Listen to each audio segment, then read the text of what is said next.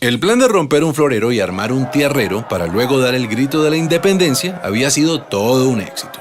Pero la corona española no se iba a quedar así. Cuando Napoleón fracasó en su campaña y Fernando VII recuperó el trono de España, lo primero que hizo fue enviar a Pablo Morillo y al virrey Juan de Sámano a reconquistar América. Mientras tanto, los criollos no se ponían de acuerdo en cómo organizar la Primera República. Había realistas y patriotas, y a su vez los patriotas se dividían entre centralistas y federalistas, y en medio de esa discordia llegó el contraataque español. Durante la Reconquista murieron grandes personajes y los patriotas que sobrevivieron se fueron a resistir al Casanare, y también al mismo Casanare llegó Simón Bolívar. Su lucha por la independencia ya llevaba años. De hecho, él estaba en Londres en una misión diplomática cuando ocurrió el Grito de Independencia de 1810. Y fue en 1819 que unió fuerzas con Santander para liberar la Nueva Granada. Y sí, el 11 de junio, en medio del invierno y después de atravesar el vasto llano, Bolívar y Santander se reunieron en Tame, a orillas de la Cordillera Oriental. La idea era simple: formar un solo ejército patriota con más de 2.500 almas y atacar al poderoso ejército realista al mando del general José María Barreiro.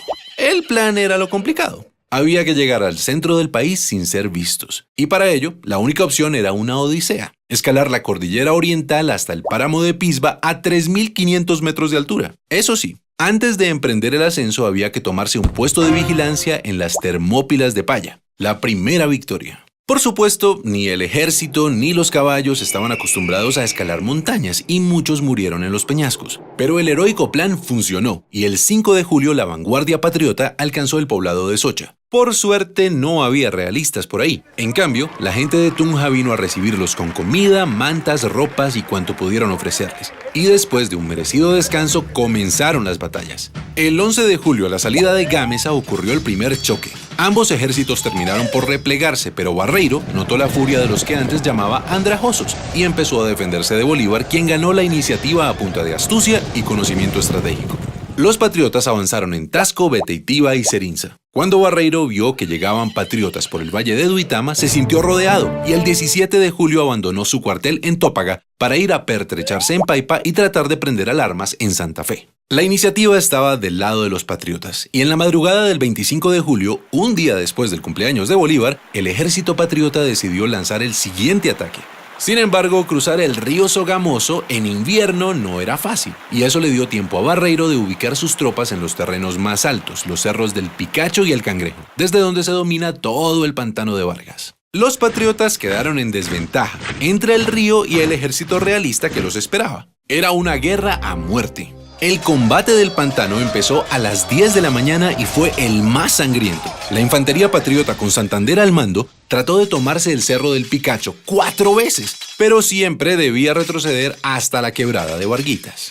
Al ver a su enemigo debilitado, Barreiro clavó la bandera española en el cerro y gritó: ¡Viva España! ¡Viva el rey de España! Y se lanzó a toda carga contra los patriotas. Bolívar dijo: se nos vino la caballería encima y se nos perdió la batalla. En esas apareció el coronel Juan José Rondón, un intrépido llanero seguido de 14 jinetes, y le dijo a Bolívar: mi general, ¿cómo vamos a perder si nosotros no hemos peleado? Y pidió una última oportunidad de atacar. Bolívar contestó: coronel Rondón, salve a usted la patria. Al oír eso, Rondón y sus hombres se transformaron en centauros y se lanzaron contra el escuadrón realista. Y esos 14 jinetes cambiaron el rumbo de la batalla decisiva en la campaña libertadora.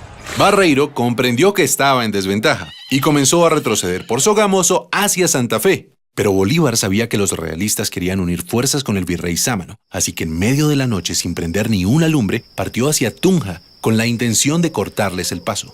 Y llegó la mañana del 7 de agosto de 1819. Desde el Alto de San Lázaro, en Tunja, Bolívar y el jefe del Estado Mayor habían observado los movimientos del ejército realista.